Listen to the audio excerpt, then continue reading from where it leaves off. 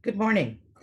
This is Darnelda Siegers, Mayor of the District of Sechelt, and this is my weekly video update on Friday, May 1st. Our COVID-19 infection rates have been much lower than projected here in BC. I remember reading a couple of articles at the beginning of all of this. They said that if we put measures in place like we have, and we are successful in flattening the curve, it will appear that the whole impact was overblown. So we listened. We took the measures seriously, and while we didn't achieve no impact, as many people still contracted the virus and significant numbers still died, we did very evidently impact the COVID-19 curve. Now, there are a number of people looking at the results we attained who have forgotten those initial messages and are saying the measures taken here in BC were perhaps not necessary. The cost is too high.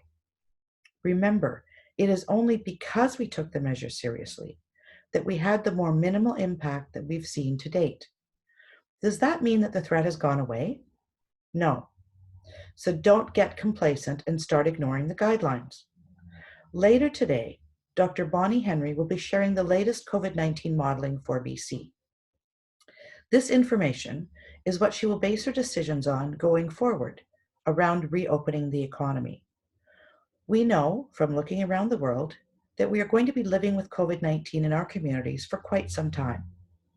So from that perspective, we need to look at how we open up industry and our hospital system, but in a way that we continue to manage the spread of the virus in our communities and don't have huge spikes in hospitalizations.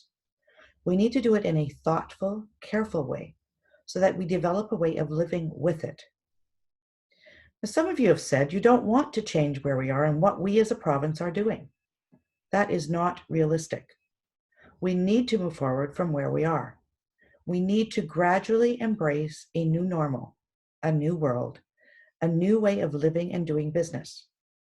However, how we engage will look very different for each of us as we each assess our own comfort levels around interactions in the greater community. Some will continue to self-isolate, others will start interacting with a select circle of friends, and yet others will very quickly expand their social circles. Are any of these methods wrong? No. As I said, each of us has a different level of risk we are willing to take on as we also consider the good of and impact on the greater community. Consider those on the front lines have already been enduring a much higher level of risk than most of the rest of us. Those working in restaurants and other service industries as well. So it is up to each of us to engage as we ourselves are comfortable engaging. And while we do that, remember that we are each coming from our own life, our own experience, our own assessment of the risk. We will be seeing measures relaxed. It is up to each of us to determine how much we will engage going forward.